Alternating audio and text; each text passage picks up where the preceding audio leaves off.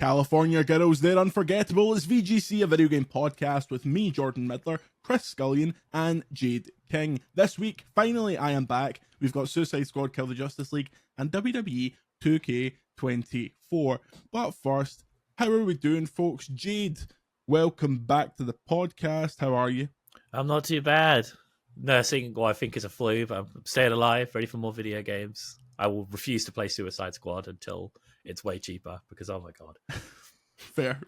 We'll talk about that as the podcast goes on. Chris, what ails you this week? Everything, mate. I'm shattered. That's what for people watching the video version of the podcast, I'm currently in my bedroom because my games room is out of action. The living room's out of action. His wife's kicked him out the game. I know, but that's why I'm holding the microphone in front of my face like a football pundit, because I don't have anything like here. It's just my kitchen is being in the process of being completely redone. So if you walk in there now, it's just like destruction all over the place. If you stand in my kitchen and look out the window, all you can see is like a wire fence and the skeleton of Sarah Connor grabbing onto it. That's all it's like. There's nowhere in my house to talk about video games. This sucks. I'm stuck in a bedroom like a troll, because trolls famously live in bedrooms. But yeah, so it's not been the least stressful week, but still alive. Yeah, still alive, still kicking for now. Just to play into this, Chris, what do you think of Brendan Rodgers' options at centre back for the remainder of the season? Limited at best. Limited. Yeah. That's well. To be fair, there's still 7 hours to go in the transfer window at the time of recording this. So I'm sure once people hear this podcast, which was recorded the day before it goes out, we'll look silly at the 12 defenders we bring in at the last minute. We certainly will. Speaking of, point of order is currently Wednesday evening at around 5:15. Therefore, there will be no State of Play chat on this show because it hasn't happened yet. Later tonight, the State of Play is going to happen. We assume that it's going to be Rise of the Ronin, it's going to be Death Stranding 2, it's going to be all that kind of stuff. Just kind of tangentially on the state of play. Jade, do you think it's weird that they have this distinction between a PlayStation Showcase and a State of Play, where the PlayStation Showcase is like, we're going to show you the proper games here, State of Play is like a marketing exercise? Yeah. I do kind of feel bad for the games they put on there, because they almost preface it. It's like, oh, this one's going to be a bit shitter compared to the big one. So people are like, oh, what games are on here? But it's just a case of like, Xbox and Sony are still trying to copy what Nintendo Direct does, and they're still not really sure what that is. But they said this one's like, 40 minutes? But is it first party, or is it just like a mix? I think it's a mixture, okay. Yeah. Because Which Sony's first party is a because bit bloody weak this year anyway, so what would they have to put on a proper one? Nothing. They haven't showed us anything, have they? It concerns me because the rumours are like it'll be like 15 games. I don't know if that's confirmed or just rumoured at this point.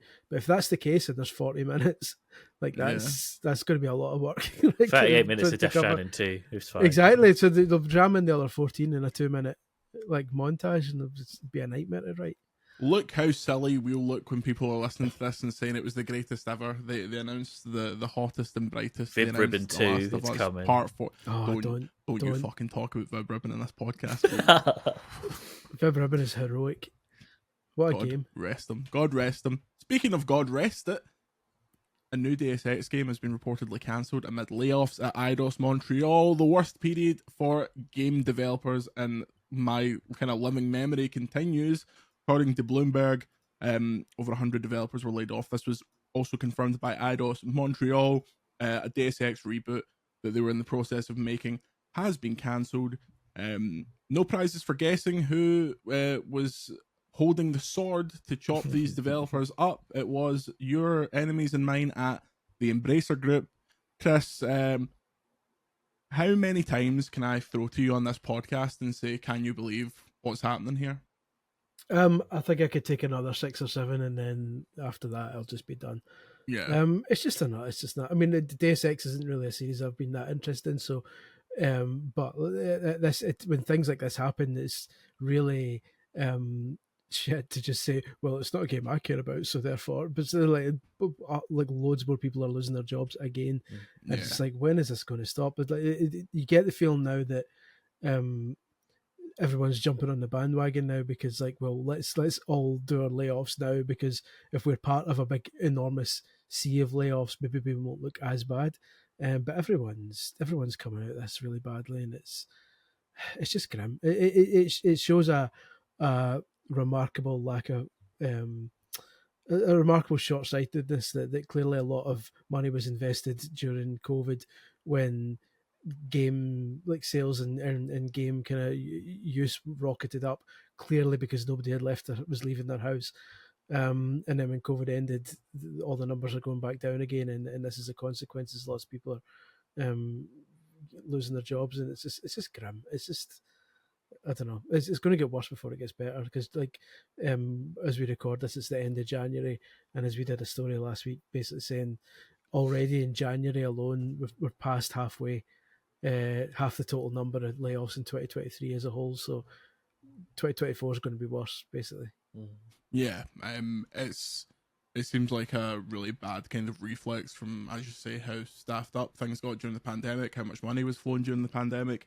Jade, is there a way to, what is the solution here? I mean, obviously the solution that we would want is executives and C-suite people accept less money, but when that doesn't happen, like, how do we stop this kind of mass exodus from the games industry? Because there's been a lot of conversation about how now, if you've just lost your job in the games industry and you have 10 years experience, there's like no jobs going. So if you're a graduate, like, what are you supposed to do now? I don't know. Like, my niece is studying game design at the moment, and something they talk to me all the time about is, oh my God, like, what market am I walking into? Is there even a hope for the future of this industry in regards to, like, what will I be working on? Will I just be competing with too much competition? And I think one of the big things with the layoffs we've seen in January, people have said, oh, the COVID bubble's bursting finally. But while I think that plays a part in it, it feels like so much bigger than that. Like, we're seeing all of these acquisitions that happened in the past few years really come to bite, like Embracer and so on, in the arse, to the point where I feel like when like all of these properties were acquired, we were like, finally, we're going to get a new Deus Ex, or we're going to get a better Tomb Raider and so on.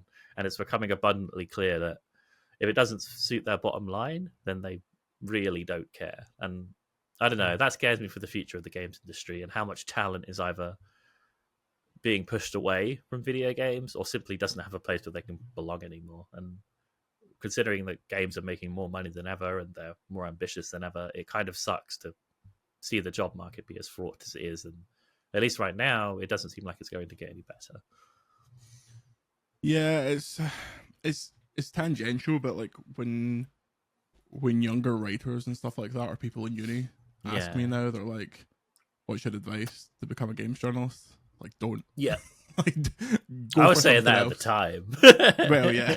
But it's like, you can write about games freelance and stuff like that. I hate to give him credit, but Sam White has consistently great advice about this. Like, he has written for GQ and all these massive places, and he's not done it full time ever, as far as I'm aware. He's always done it as an aside to something else. But yeah, it's a horrible situation. Not to put that to one side, but obviously the kind of the newsworthy point from the Deus Ex perspective. Those Deus Ex reboots on the 360, I enjoyed them. Like, I thought both of them were pretty decent. Yeah, they were like okay Sims. They were H Bomber guy, Chris Scullion's best friend, H Bomber guy, has an incredibly long video about Human Revolution that you should go and have a watch of. But Jade, it feels like in an industry where the things that are making money are these big IPs, to chuck away 2 years of work on a fairly big IP seems a bit embracerish. Yeah, because it feels like they want to cling onto that nostalgia and this big IP, but maybe they're coming to realize, maybe spending 5+ years on a immersive sim in a relatively niche franchise probably isn't the best move. Because when I think back to Mankind Divided, like, it wasn't as warmly received as Human Revolution was, but those fans of immersive sims still love it. But ultimately, it was like half of a game, and then the franchise was put on ice. And from what I read on this, it was in the works for 2 years and was on track to entering full production. So are they just in a point now where they thought, oh, let's kill it now before we waste any more money and lay these people off or reallocate these resources? Because, I don't know, it's similar to like the games you see Arcane making now. Is it worth doing big budget immersive sims like this when the audience you're appealing to is never going to match like a big live service or anything like that? Yeah, it's like it's honestly strange because when I saw that it was like 2 years of work, it still doesn't click in my head that because these games take a decade now, 2 years of work on something is like not a lot. It's like, oh well, they've probably got quite a lot of we made a law now, bible. It's in a Google Doc somewhere. We've decided on a subhead for it. Chris, I think when this Embracer Saga's all said and done, the trail of bodies from purely games that could have been perspective will be pretty unprecedented. What did you think when you heard this? It's grim, and it's just it blows my mind that a company that big, by all accounts, and again, we don't know the ins and outs of how this all can be, but by all accounts, so much of this is the consequence of one deal falling through. And this alleged deal, was it the Saudis or something that they were apparently doing this big deal with? And if you're running your business and hinging so many people's jobs and so many projects on one deal going through, that's an enormous gamble, and that's just an awful way to run a business. But yeah, you're right. It's going to be years and years and years before we get a full idea of all the stuff that's been abandoned as a result of this. The kind of numerous games that could be brilliant that could have been great with a bit of extra time. But the problem is, games are becoming so expensive to make. And although it seems like companies like Embracer Group have an endless pit of money, they clearly don't. And you can pump so much money into a game, but the more money you pump into a game, the more copies it's got to sell when it comes out. And presumably they've thought, well, we've put so much money into Deus Ex now that is this game going to shift 5 million copies or 10 million copies or something that enough to make it be considered a big success. And there's just very few franchises these days that can do that. So the costs need to come down, which is difficult to do in an industry where the players constantly demand more detail and bigger games and stuff like that. The budgets have to go up, but there has to be a point where it hits a peak and the budgets start coming down again, because it's not workable just now. As it is just now, like games, your game has to be a massive blockbuster success, otherwise like it's a disaster. It can't be one or the other. Yeah, I mean, you hear the stories of when those Tomb Raider games would come out and do well by any estimation, and then Square were like, disaster, absolute flop. It sold 9 million copies, solid, mate. Behind the shed, like it's that kind of thing. Yeah, no streams. Games can only sell like Spider-Man numbers or nothing. There is nothing else. And even Spidey was like cutting the line on breaking even. Like if you look at some of that Insomniac stuff. Yeah, that's the amount of money spent on that game seems like ridiculous. Embezzlement. Anyway, story number 2. The Switch 2 will have an 8-inch LCD screen, according to an analyst. Omida analyst Hiroshi Hayase says the next console is the main reason why shipments of amusement displays, which me and you call screens, have been doubled in 2024. These are the Donnies that are plugged into the actual factories that are making these things. So you imagine this is the smoking gun. This is how it goes. I, for one, am annoyed but not surprised that we're going back to shitty LCD. Chris, as a man with an 8-inch LCD, if you know what I'm saying, how do you feel about this? I'm just trying to think of the acronym that LCD stands for, but we'll probably leave it there. I can get the L and the C, but the D's. I don't mind. Like I obviously I prefer OLED screens to LED screens, LCD screens or whatever the hell it is. But I don't think the difference is enormous enough that I'm not going to get a Switch 2 or whatever it ends up being called. Like it'll be disappointing. But like the first Steam Deck had a perfectly fine screen, I thought. The first Switch, even, I thought the screen's fine. If that means an update a few years down the line, then so be it. But I would rather get a slightly cheaper system, because if that was an OLED screen and an 8-inch screen, and the current Switch OLED is 7-inch screen, and I'm reliably informed that 1 inch makes a lot of difference.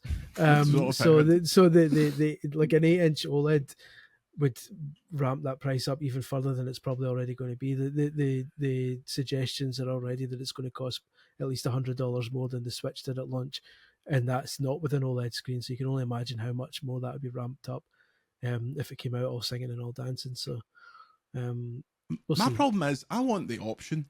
I mean, I don't pay for games, obviously, but I want the option that a theoretical Jordan would, because I would pay 100 more quid for a better screen, because the problem is, once you see an OLED Switch, my partner's got an original Switch, you go back and you're like, No, you're get right. this dirt out of my eyes, I want to die here. The only counterpoint is the PSP, the PlayStation Portal, is an LCD screen, and that's nice. I think my main issue is the bezel. Like, you know how the bezel on the original Switch screen, it's got these massive black bars, it's like you've got glaucoma. If it's a tip to tip 8-inch LCD screen, it could be okay. Jade, if given the option, would you go for the OLED version of the Switch 2, or are you just going to accept this LCD nonsense? I'd go OLED, because having played the Switch OLED primarily now, it is hard to go back. But at the same time, I dock my Switch most of the time, so it's not the end of the world it being an LCD. So long as it's like backwards compatible and doesn't screw me over in terms of games and stuff, I guess I don't mind. But this just gives Nintendo that opportunity to go, like, a year down the line, oh, and here's the OLED model if you fancy it. And because we're all dickheads, we'll all buy that anyway. Oh, let me tell you, I don't care if it's got a dot matrix screen. I just want Nintendo to put achievements in the bloody thing. And themes for the bloody user interface. The themes as well. Integrate a Game Boy camera if you need to. Just give me my achievements. I so totally agree that the Switch 2 should have achievements. The amount of the sound library that they have that they could choose as their achievement noise, like, it's going to be they could be banger. different for each franchise as well. Like, exactly. Like, it could be something special. The integrity of them does not matter. You've just got. I just want to have I like having a roadmap of, I've finished this game, what are some suggested things I could go and do to, like, fill up this little bar. As much as I love the Switch, it is the least Nintendo system. There's nothing fun about it when you switch it on, and I can understand maybe why, because the Wii U was so bogged down with shenanigans that the thing took 4 months to load up every time you turned it on. So I get it that this is a streamlined, quick way of loading everything, but imagine the stuff they could do with achievements that could actually genuinely be more than just a running tally of kind of accomplishments. So they could do so much kind of clever stuff with that, whether it's like unlocking things for your front end or whatever. It's so to speak. But yeah, I think I would just love to see what they do with it, because it wouldn't just be straightforward. It would be something quite clever. And they're missing out in terms of multi-platform games as well. The number of Xbox games I buy instead of PlayStation, purely because I started collecting achievements before I collected trophies. And so given the choice between two identical games, I'll get the Xbox version every time. If Nintendo starts doing that, I might switch to Nintendo instead and start again from that. Oh God, same. That's a scary thought. I was an achievement boy until my third red ringed console made me, like, completely sweat off Xbox and get a PS3, and I didn't have the foresight to, like, remember my Xbox Live login or anything like that. So when I eventually got an Xbox One for Titanfall, I just started a new account. So my achievements don't feel like they mean much, because I had, like, was it Seriously? The Gears one? The one for getting, like, 60 billion kills or whatever. Like, I had all that stuff. I did all that pish. And now all my greatest achievements, or trophies, if you will, are on PlayStation, such as the Platinum Trophy for the Green Lantern game. A red ring's a sore one to take. It's the worst. 3 red rings? I mean... What a week. I know. Couldn't sit down. Story number 3. PDP debuts the first look at the new Rock Band / Fortnite Festival guitar controller, the Riffmaster, it will be called. There'll be 2 versions of it. One for PS4, PS5, and one for Xbox Series and Xbox awful name. One. Yeah, the Riffmaster. The Rizzmaster. They call me the Rizzmaster General. According to IGN, who's had hands-on with peripheral, 36 hours battery life off of one charge, which is not bad. And the guitar can be, like, folded in half to put away.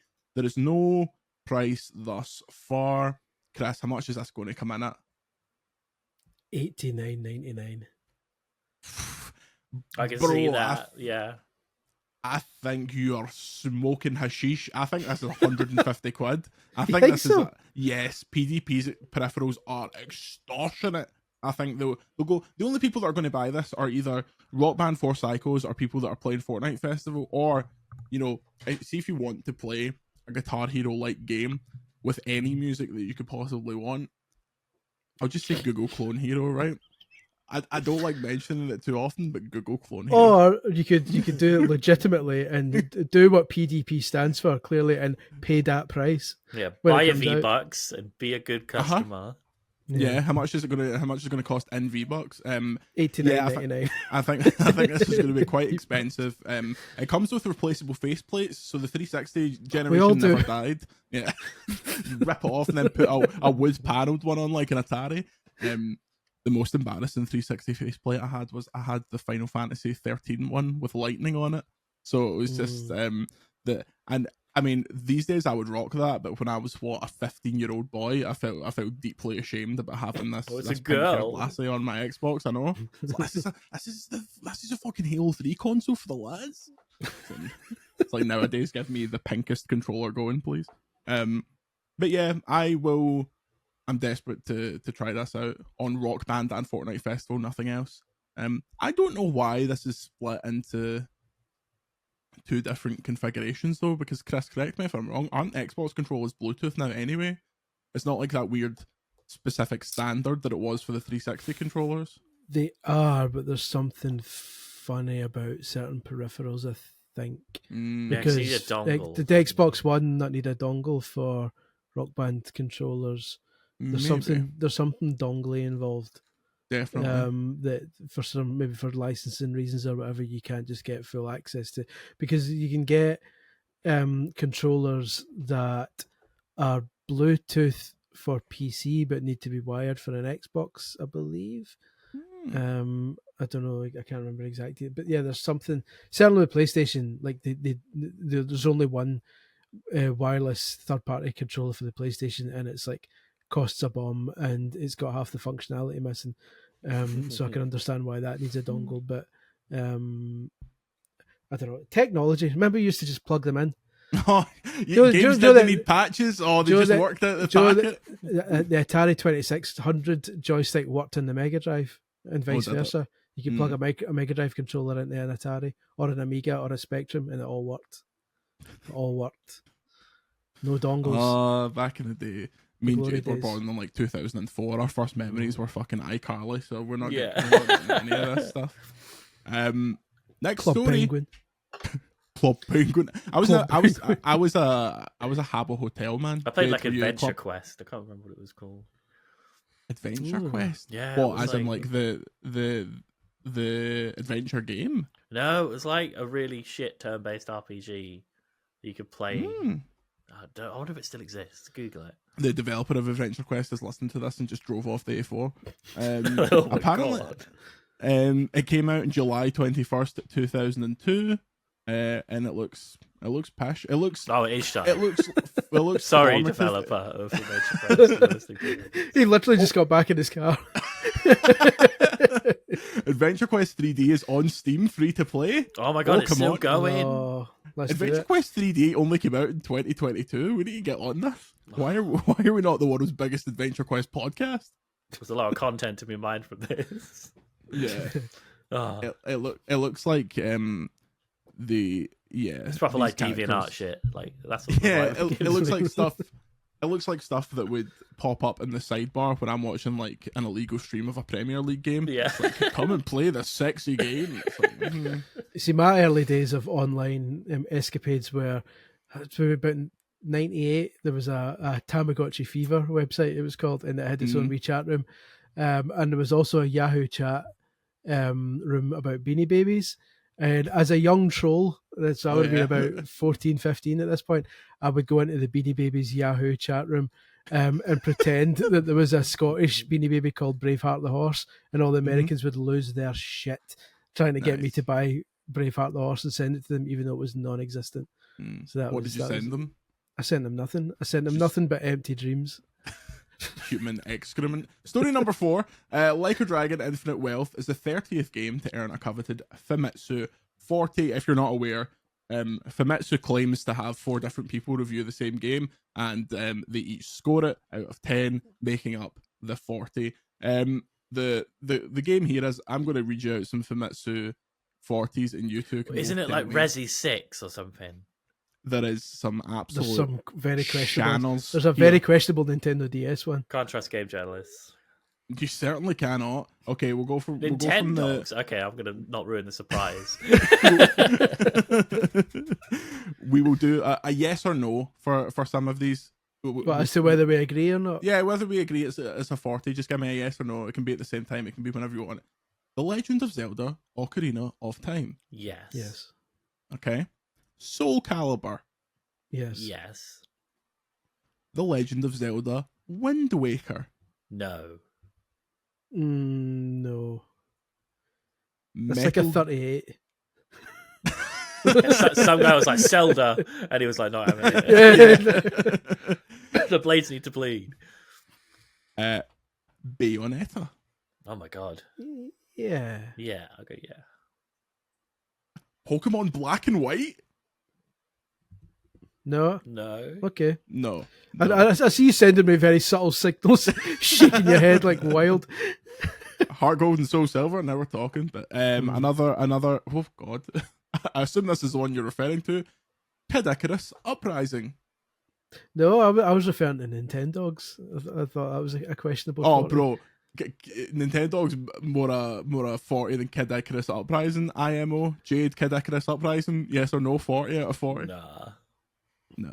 I enjoyed it, but it controlled like an anus. That You certainly needed that doesn't bloody deserve. 2 left hands to play You did.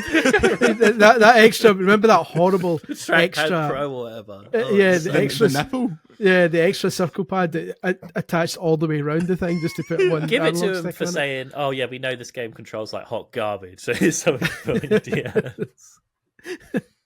Oh Jesus Christ! If you're a Legend of Zelda game or you were created by Hideo Kojima, you've got a free pass to 40 in Famitsu. I bet MGS4 got 40.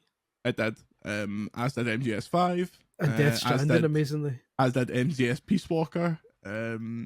See, there's a More pure more like MGS Piss Taker. There we go. Ghost of There's a pure Tsushima.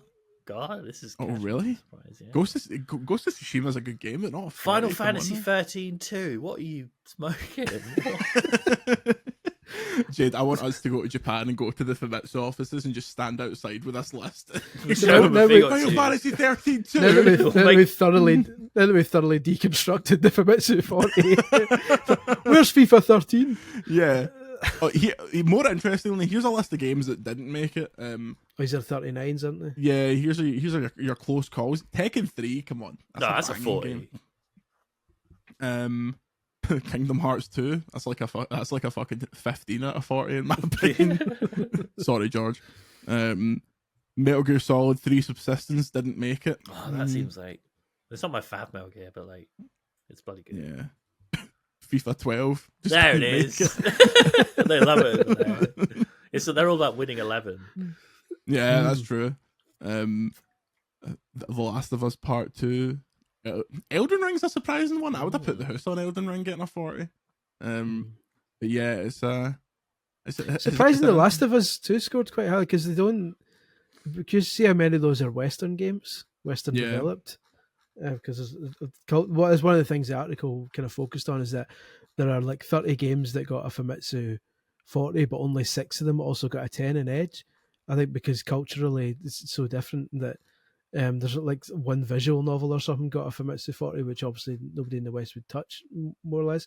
So there's only a handful of games. If you're writing for Edge, you've got a good chance. Like if a visual novel a 10, if you ask me. There's a JoJo game here with a 40 by CyberConnect. Like what? Those Attack on Titan games that are basically just replays of the series, give them both 80s. Yeah, it is. Are you talking about 428 Shibuya Scramble on the That's the Wii? one. Everybody's favourite? That That's the got one. ported to like PS4, right? Yeah, I did. Yes, Famitsu One 40. of my favourite scrambles. Yeah, Don't trust them. just right next to Screwball, right up there. And your occasional scramble outside a wedding. Yeah. They don't do that anymore, like throw coins You at weddings. No? Who's got Don't coins? think so. They just throw it. contactless cards. That's it. Just throw Nando's black cards or whatever it is. What a contemporary reference. I've not played Infinite Wealth yet, though. A copy is on the way, so I'll get Infinite you Wealth. Famitsu. Infinite Wealth is a banger. I've heard it's a well banger. deserved in my opinion. last story, because we've got big games to talk about in this second half. Universal has shown off the first images of Super Nintendo World Orlando and their new Universal Epic Universe Resort, which is a bit of a mouthful of a name. Yeah. They showed off one of the new gates coming to that. It's got 5 separate themes. It's got all your shite that's in your it's How to Train Your Dragon, the Island of Berk, which is that the same thing? Yeah. Here's the thing: isn't the insult Berk like rhyming slang for Barclay Hunt, aka like? So what are we doing here on the island of Berk? It's different over there. It's a different part. Yeah, the island of Fanny. Celestial Park, which I have no idea about. Dark Universe, the Dark Universe is back, baby. Come on. They're just so reusing excited. All of those assets they could make films on, which I kind of respect. We've got 100,000 t-shirts here. We need to get the Dark Universe going again. We put Tom Cruise in Kojima's scanner. We need to do something with it.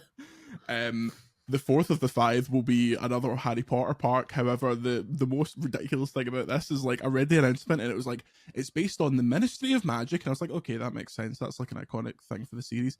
And Wizarding Paris. And I was like, what? When did they go to Wizarding Paris? It's from the Fantastic Beasts films. No one saw those. Those showstoppers. All 2 people that went to the midnight screening of the Fantastic Beasts trilogy were like, Wizarding Paris. Oh, so mate, finally. Do you know my wife took me to see that? Like, she took me to see some Twilight films, and then she took me to see Fantastic Beasts. This is a man who's never read a Harry Potter book or seen a Harry Potter film. Rarely. I'm a gamer. And I've never been so confused in my life, just sitting watching this shite. I saw the first Fantastic Beasts in uni. Yeah. I might have been high at the time. I can't remember. Yeah. For my sins, I have now seen all of them. The third one, I can't even remember what happens in it. Was there a third one? Is it? There was meant to be 5. They made 3, and they were like, lads, that's enough. Isn't Mads Mikkelsen like Wizard Hitler or something? Yeah, pretty much. Because originally it was Colin Firth. Or Farrell, which is the Colin Firth? Farrell, that's the one. Yeah, it was Colin Farrell. Then it was Johnny Depp, great choice, and then it was Mads Mikkelsen. But they planned out to make 5, and it would get to like Harry Potter era, and then after the third one, they were like, mate, this is J.K. not. Rowling cannot write a script for Toffee. Like Hogwarts Legacy is bringing in the big bucks. Shut this down. Yeah, I know. It's like we don't need to bother with this pish. The Fantastic Beasts franchise, where they were like, see that big snake that Voldemort had? That everyone was like, that's cool, that's just a big snake. It was actually a Korean woman. She was an animagus. She was a Korean woman that was cursed to be a snake. And then someone asked JKR about this, and she was like, I've had this idea for 19 years. She doesn't know what Korea is. Someone made a great joke that when she was sitting in that cafe in Edinburgh, all she wrote down was, little boy wizard who goes to a magic school. The snake is a Korean lady. That's it. I just put 2 lines on a napkin. She thought, this is it. Jackpot.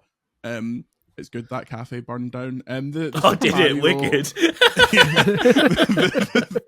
The Super Mario Super Nintendo world will presumably incorporate like the Donkey Kong stuff that's going on in Japan. Like, how banging does it need to be, Chris, for you, Mr. Anti-Flying, to be like, right, family, we're gone. This is the year we do our big Universal trip. I would go to be honest, it's not so much the flying just now that would put me off as just the idea of taking what would next year be a 6-year-old to Universal for like, because if you're going to Universal, you do Disney as you well. Need to do Disney as well. You're talking a 2.5-3 week holiday where you have to do everything, all the parks and all. So I just don't think she'd have the stamina for it. So it's something I would definitely do, but maybe when she's like 10 or something and she can remember it better. But because that's one you do once and then don't do again until she's like 40. so yeah, I'm up for it. I'm not as anti-flying as I was. That trip to Japan took it out of me, I think, a bit.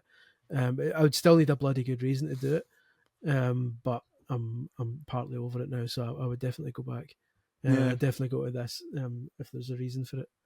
Did you be at the end of the Nintendo parks? I went to the LA one and famously thought it was pish. No, I was in LA like October of 2022 when they were just finishing it, so we could like peek over the fence and have a look. But I've never been like Next time I go to Yeah. LA, I'll probably try, or if I get full of Amish Yeah. people. I don't know if that's a feature, but it's certainly, based on my experience, absolutely hoaching with Amish people. Did they just have like a Um, day out the time you were there or something? I mean, it might be in Rumspringa. Is that what that is? That's a concept I only know for American TV programs, so that might not even be real. But they were all kicking about.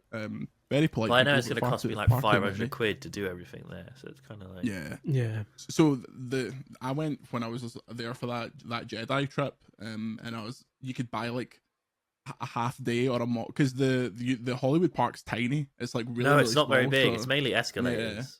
Yeah, it's like, okay, there's Hogwarts, Springfield, down there's Nintendo, and that's it. Have fun.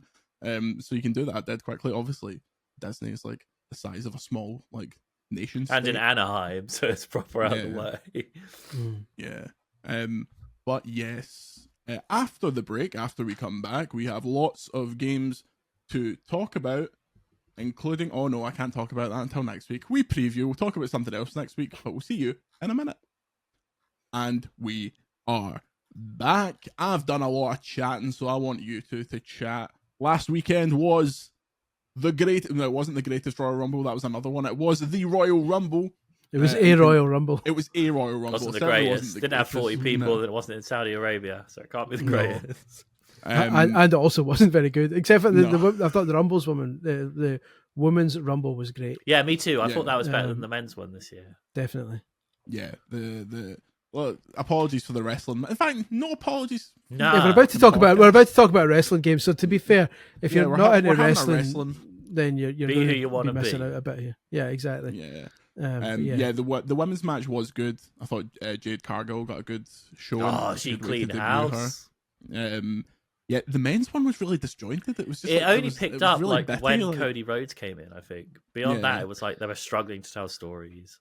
They basically made it hard. Like the women's one, you genuinely couldn't really tell who was going to get it. But the men's one made a mistake by having like an 18-minute promo 2 weeks before, in which Cody Rhodes and CM Punk blatantly made it clear they were going to be the last two in the ring, Yeah. and then it was just like essentially waiting an hour for them to be the only two left, and then which of the two is No, going to win it. because in person there, they did like an announcement on the loudspeaker going, only one person has won back-to-back Rumbles, and it was Stone Cold. Could Cody Rhodes do it? And I was like, well, Cody's going to win then, isn't he? It was kind of like, Yes, yeah. that's the answer. well, I knew he was going to win it when the Rock did an interview on ESPN or something, and they were talking about him fighting Roman Reigns, and he made a comment about how you need to build these things slowly. So I was like, well, he's not going to be at this WrestleMania then. If they're going to No. do the Rock versus Roman, it's going to be next. They won't need a next year, title for probably. that. Like, I think Yeah, Cody Rhodes will finish his story at this Mania, and then The Rock will come in because he's not doing any movies anymore because Black Adam was shite. So it's kind of like, Sorry, the hierarchy of the DC cinematic universe is about to change with the release of Black Adam, Yeah. Jade, and I think you do well to remember that, frankly. But more importantly than that, Jade, you were there. You were live and in person. You were in living colour at the greatest Royal Rumble. was. You weren't just there on a jolly. You were there to play WWE 2K24. Subsequently, Popper Chris Scullion has also played WWE 2K24. So, Jade, you kick us off.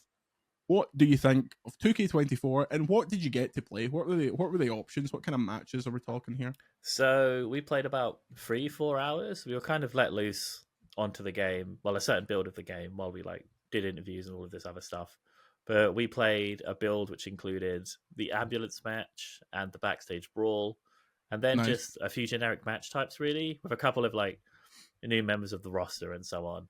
But yeah, it was as you'd expect from like now the back to annual releases. It does feel like iterative rather than innovative. It's like, oh, we're nip and tucking, we're adding a few new match types, and we're updating the roster and all of that stuff.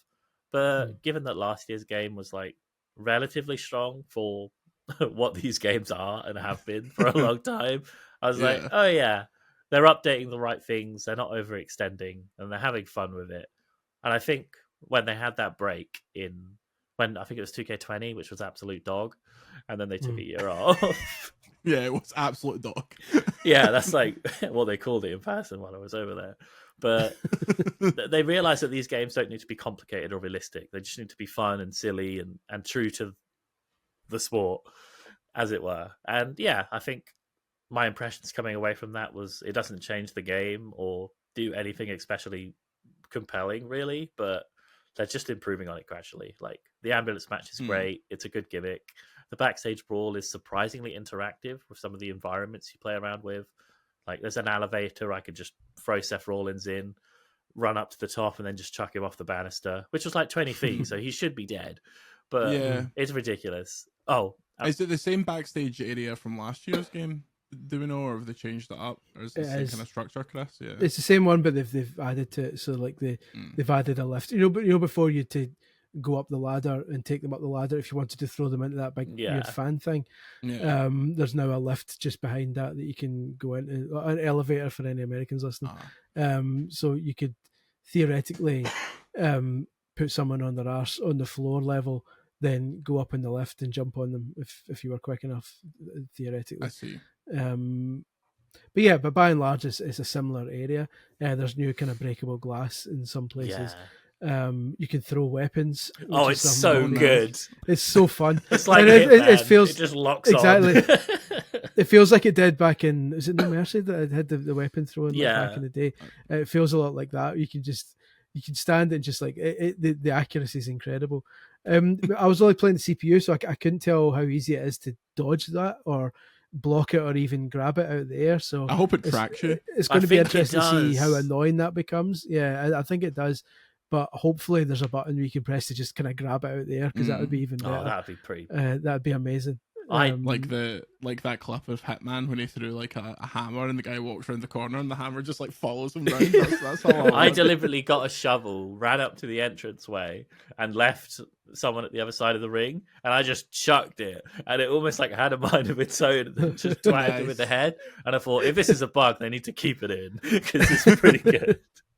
I saw a thing saying there's a free camera now. Is that there true? is? Yeah. If you're in the Royal Rumble, because I didn't enter first, you can essentially just get a free cam and zoom around the arena and the wrestlers, which is ridiculous. But if you can disable the UI and stuff, that could be good for like photo mode shenanigans, because the crowds look like arse in this game, but like the big wrestlers and stuff, like it's on par with like the NBA 2K games. Like, it's really impressive.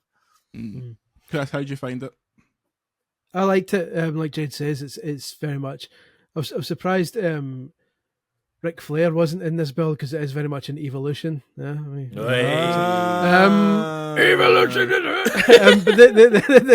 That joke didn't woo me personally. Oh, good. That's all right. Like he says that, didn't he?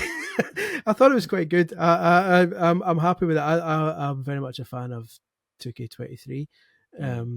So again, I was hoping they didn't. You know what these games are like. You're always going to get an online community, many of whom are probably going to be listening to this or watching the subsequent video I'm going to make. 2K, you're always going to have a community saying, "Fix the game is terrible," and then not really explaining why. So there will always be haters when 2K24 comes out. But if it's anything like what I played, I probably won't be one of them. I've enjoyed what I played. I thought the ambulance match, even though at its core the ambulance match is pretty basic, I just got a kick out of something different for once. Being able to literally powerbomb a guy into the ambulance, and then it's basically a case of you close the doors and it's 2 button bashing mini games to close one door and then the other door, and that's it. That's how you win. So in that sense, it's pretty basic. It's not any different really from a submission match, except that the processing, it's starting the button bashing is just more complicated. But just stuff like being able to throw people. You can both climb to the top of the ambulance, and you can throw someone off the ambulance, which I thought was quite irritating. The ambulance is like comically large. I think larger than ambulances probably should be. It's like the sort of ambulance you would send to, like, if there's a crush at a festival. It's one of those like Rose Ed ambulances, like from a WWE event. You need to be able to see it. One of those ambulances that they can take like 30 people. Well. Yeah, exactly. So that's then, because there's casket matches, we didn't get to try that in our build. The showcase was in there. Did you get the showcase mode? Yeah, I played 3 matches. I think I played Charlotte Flair versus Rhea Ripley and Cody Rhodes versus Roman Reigns from last year's WrestleMania, where he lost. And I think Showcase is really cool in regards to like a production standpoint. Like, it's very like lavishly produced documentaries, and it's cool the way it blends real life footage with the game. But I also think it kind of pigeonholes you as a wrestling game, because it's like, do these very specific things or we'll punish you for it or you won't get anything, which that's still there and it sucks. But it's cool. As like a wrestling fan, it's fun to revisit those stories and see WWE pay them the respect that you think they should, instead of just like treating everything as a joke. But that seems largely unchanged, except this year it's doing 40 years of WrestleMania, so it just span across 4 decades. Yeah, because the 3 matches in it were the 2 you said, Rhea and Charlotte, Cody and Roman, and then like the Ultimate Warrior versus Rick Rude from WrestleMania 5, which was quite weird. A classic. But because you always play as the winner, you have to be Rick Rude. And be up the Warrior, which I thought was quite interesting. But yeah, Jay's right. It's very much the same as it has been in other years. It's like, do this move, then this move, then this move, until it triggers a cutscene. And then it does that slingshot tech they've started perfecting, where it switches to live action for a wee bit. Although this time Corey Graves is commentating over it, so it's not just kind of a blank, like just sitting watching like random footage. Corey Graves comes in and says he tried to attack her with a clothesline, but this happened. And you're like, okay, thanks, Corey. I've got eyes, mate. But it was. But yeah, it's one of those moves you'll play. It's one of those modes you'll play through at once to unlock all the unlockables, and then probably never touch it again. Yeah. But it's a nice wee kind of memory lane situation for the 5 or 6 hours it'll probably take to get through it. But yeah, it was nice. I'm just generally happy with it. I'd like to see more of the wrestlers' likenesses, because I don't know if it was just the particular PC build I was playing. I think some of them looked a wee bit off. The sweat was really they're really sweaty now for some reason. I don't know if that affects it. There's just absolutely those arenas can get quite temperate. But I don't know if that was one of the reasons. But I don't know, just some of the likenesses looked a tiny wee bit off, and I'd like to have it sitting side by side with 2K23 so I can see if it's not just in my head, or if they actually genuinely have changed to quite a degree. But so far so good. I think I'm curious to see what my faction's the one I want to see more of, because my faction is my favorite and also most hated mode in 2K23, because the amount of, it's not even nickel and diamond, it's like $30 and $40 in you. It's just like paper and credit cards. It's incredible the price of that mode. So I want to see how they handle that, because so far the idea is sound, but they've handled the microtransactions horribly, even for 2K. So I'm curious to see that in the final build. But so far I'm happy with how it plays. At least they've not messed about with it too much. Here's a question though, for both of you. If you're going to do a 40 years of WrestleMania match mode, bear in mind who they have the rights to. What are the must-have matches? Because when I think of the must-have WrestleMania match, they literally cannot do it because they don't have the Hardys and they don't have Edge and Christian. So it's Shawn Michaels versus The Undertaker from like 25. Well, yeah, that's 2 of them knocked out. Yeah, you've got to have. Not being able to do those ladder matches is a big one, because those are so iconic. You've got to have the gimmick battle royale. Oh yeah, going to go license all of those guys. The one that the Iron Sheik won, because he literally didn't have the knees to go over the top ropes. Yeah, it's like you can do that one. John Cena versus a Big Show. That would be a good showcase mode one. You won't get him. Paul White's he's in AEW. Yeah. God, you're he's right. Currently on the Jerry Cruise. They're all locked, so we couldn't see what they were putting in. So it's going to be interesting.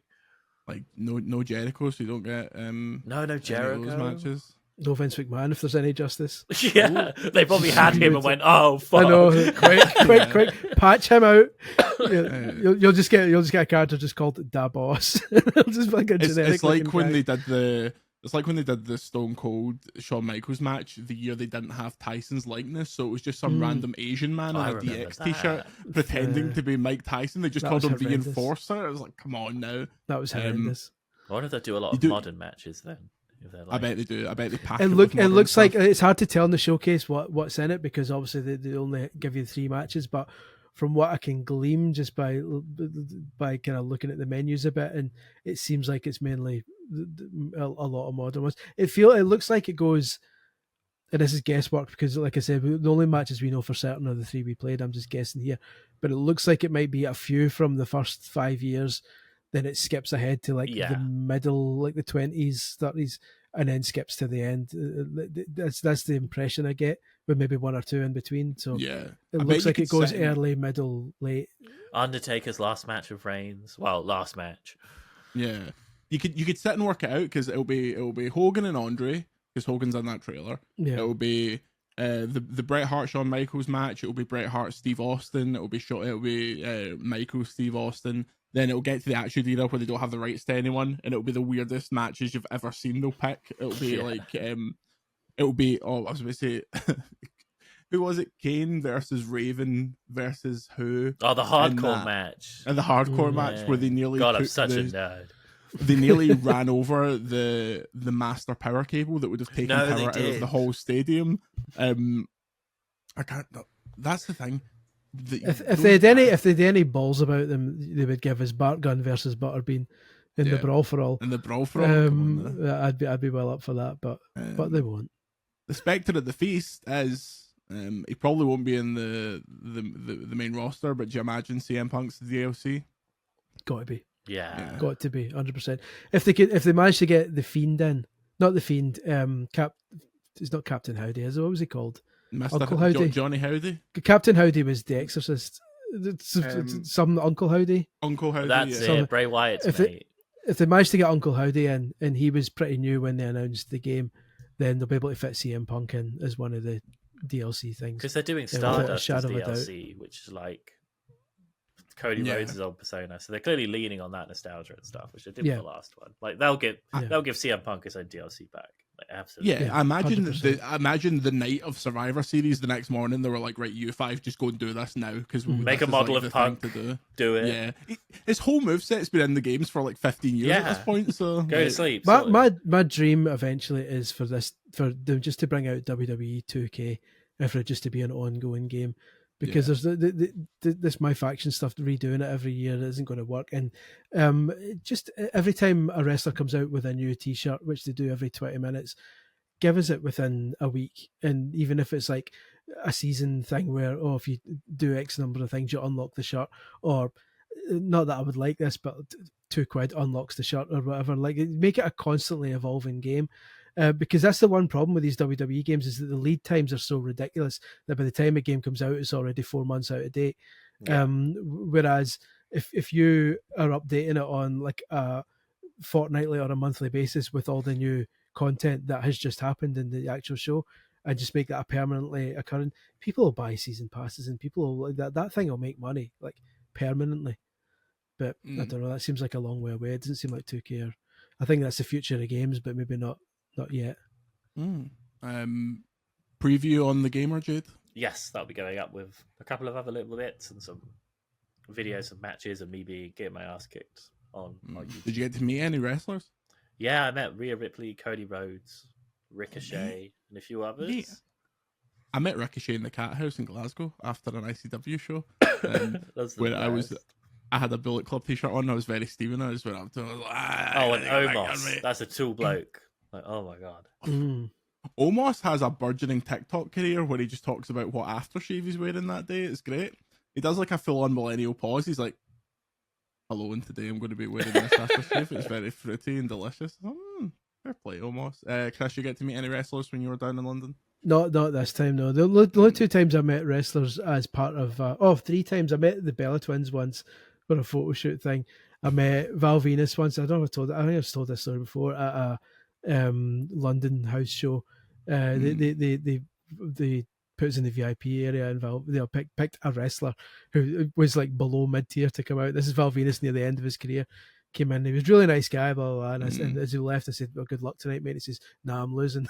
And the only other one I interviewed Mr. Kennedy when he was Mr. Kennedy. Kennedy, yeah. And the interview was like asking about the wellness policy and all that. And he says, yeah, we would never take drugs and all. And then like 2 weeks later, he was out for drugs. And it's like, oh, mate, couldn't trust you, mate. Mr. Smackbag himself. I found out that Cody Rhodes has never played a Final Fantasy game. What a fake nerd. Right? Well, because he's Mr. Zelda for the longest time, isn't he? He had it on his tights and everything. Gave us that iconic clip of Stone Cold saying Ocarina of Time's better than Breath of the Wild or whatever. I've met a couple of wrestlers. I met the original Sin Cara. He didn't speak much. Masked? Yeah, masked. Masked with a polo shirt on. So it's just a picture of me and him, and he's getting at that, and I'm like... I met AJ Lee and I met CM Punk, both at the same thing. This was pre them shagging, I assume. But I'd like to think that I made that spark. I made that connection. My Punk favorite was actually very nice, but I assume that was because I was the first person in the queue to meet him, and he hadn't been like beaten down by the feeling of meeting all these sweaties. My favorite celebrity encounter. It to me it highlights the friendliness of the Glaswegian people. It was at one of these kind of Comic Cons in Glasgow at the SECC, but this is like late 90s, so I think it was just called Memorabilia at the time. It was pre MCM Expo, and went to the toilet at one point, and there was Kenny Baker of R2D2 fame being sick into a bin. And just as I was walking out, somebody walked over to him and just said, "Are you all right, wee man?"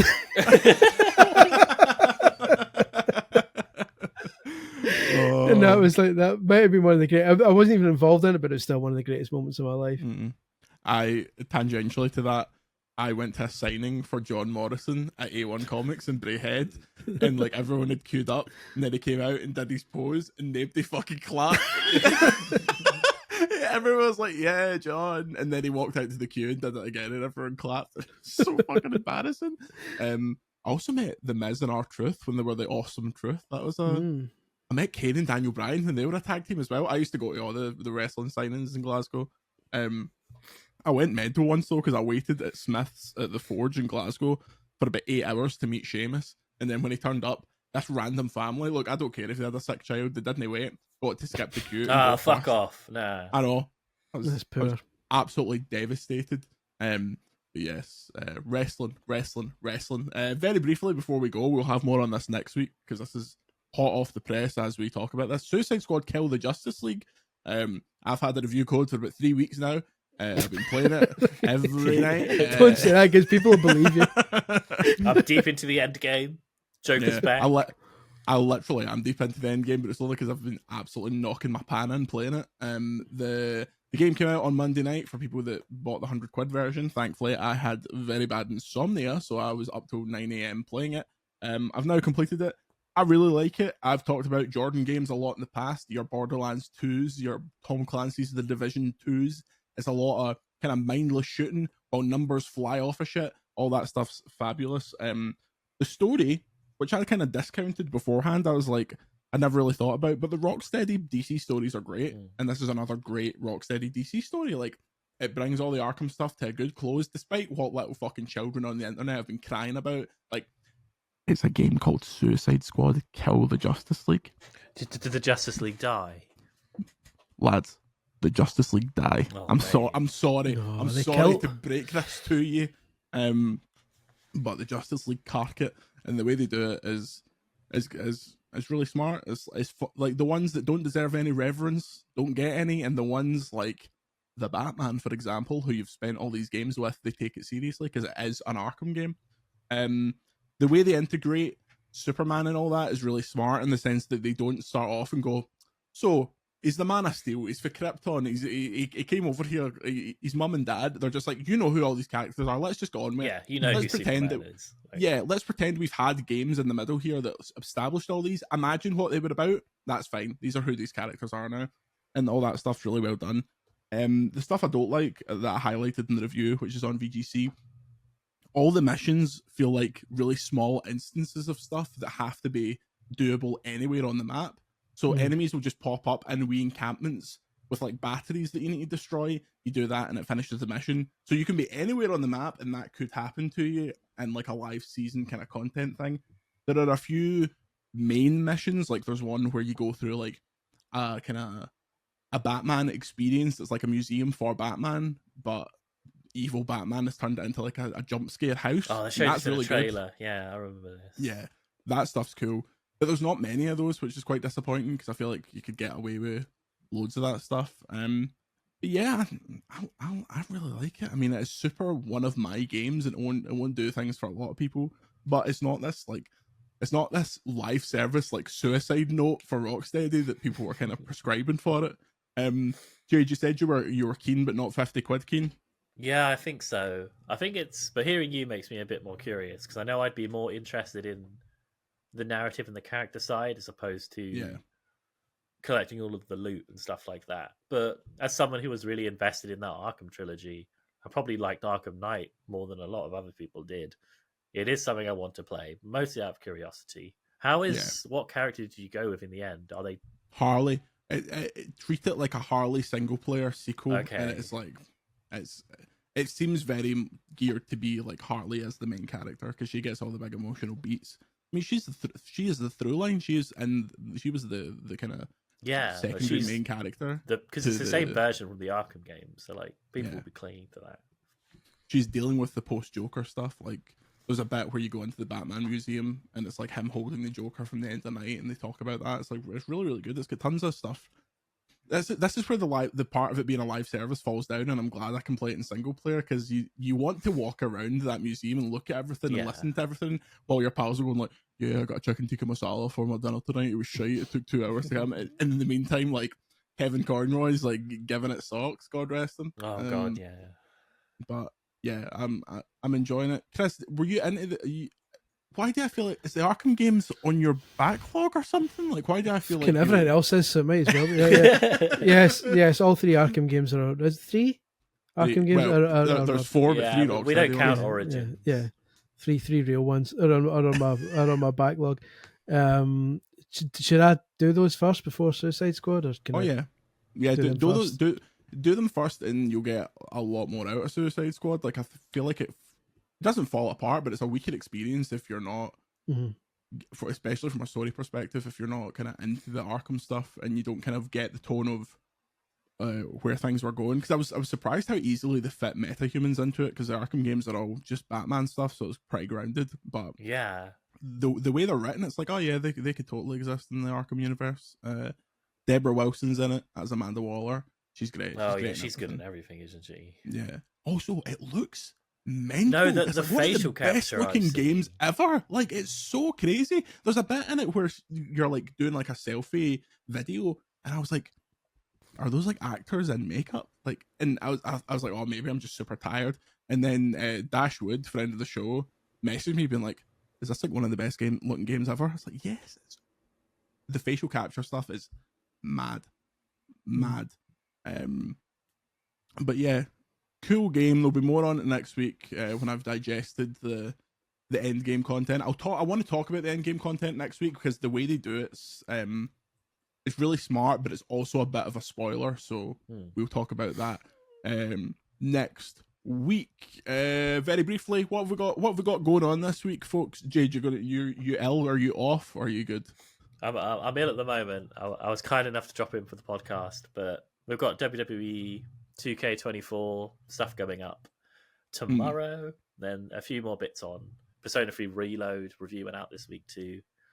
And then... did you review it for Das Gamer? Yes, I did. What do you think of it? I've only had time to play a wee touch of it. I'm enjoying it so far, but I'm not like a big Persona 3 zealot. So how is it? I gave it 4 out of 5, and Persona 3 was my first big game in that series, I think.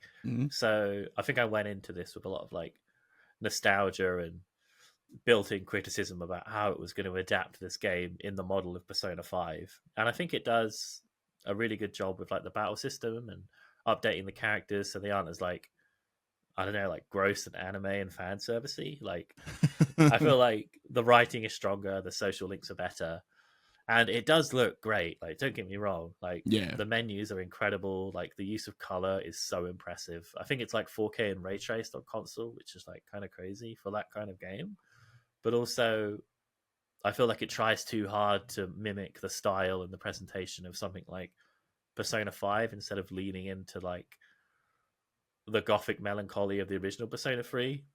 It is that game quite faithfully in the majority of ways, but you are pulled out of it sometimes because they're trying to, instead of going their own way, they're like, oh, this needs to fall in line with what Persona 5 was, and like the homogenization of like that series and what it's become means that the Reload let me down in a few ways, but that doesn't stop it from being like a really strong RPG. Good. I will get to that if I get a bit of a break. I've got it on deck as well, so it seems like a good deck game. Yeah, it's the trip deck game going forward. Chris, WWE coverage from you this week? Yeah, by the time you hear this, there'll be a written preview up, a video montage thing of just kind of showing various match types, and then I'll put a full ambulance match up. While being very careful not to include the theme music at the start because good old YouTube might undo all the hard work. Why don't we just voice over the themes? Yeah, we can like just that? cover it. Well, it's Randy Orton, so everyone has a Randy Your Orton. voice is in So, my head. Hey, just Tom. and the other one's like LA Knight, so you can just go "Yeah," every 2 minutes Yeah. and then job done. Oh mate, see when I went to the fucking house show in Glasgow, walking out of that, I was like, I'm gonna commit an atrocity here because everybody was just going, yeah. Any excuse. Yeah. But no, yeah, so there'll be that. Other than that, I don't have a lot on my deck in terms of reviews. So like, Alone in the Dark keeps every time I care about Alone in the Dark, like it just keeps getting pushed back. So like I'll look out for that in 2028. Oh my god, Rebirth's in Um, less than a month too. Yeah. I'm taking it easy until Rebirth darkens my door. Me too. But that's it. And I started my PlayStation encyclopedia, but more on that in 2 years' time Okay. when it's done. On the 150th episode of this podcast, we're coming up for a year of this podcast very soon, if you can believe it. Feels like 4. Yeah, I know. And the lawsuit literally can't get any bigger. So on that, let us go home. Leave us a review on Apple or Spotify or whatever you want. And if you send me a screenshot, there's a chance you'll get a game code. I'm running lower. I've given away most of them, but I always get sent shite. So send that to @JordanMidler on Twitter. It's not shite qualitatively, it's shite quantitatively. And a Scottish person, you'll understand that. It's, questions, comments, and concerns to podcast@videogameschronicle.com. Oh, someone sent in an email about someone trying to trade in games to game, but they were covered in human shite, which I forgot to pull, but that's a teaser for next week. We'll read that next week because, I mean, come on. They'll all be back now to hear that one. Check out Gaming Gambit clothing, VGC at checkout for, I can't remember how much percent off, 100% off. You just get it free if you put the code VGC. That's not true, don't sue me. You can follow me on Twitter @JordanMidler. You can follow Chris @Scully1888. You can follow Jade @KonaYMA6 because she is a big pop punk nerd. Did I I'd die? like to thank Grant Kirkhope. I have lost the ability to speak. I'd like to thank the great Grant Kirkhope for the VGC podcast theme song. One of these days we'll actually pay him for it. Say goodbye, Jade. See you later, everyone. Good gaming. Say goodbye, Chris. Goodbye, Chris. And we'll see you next week.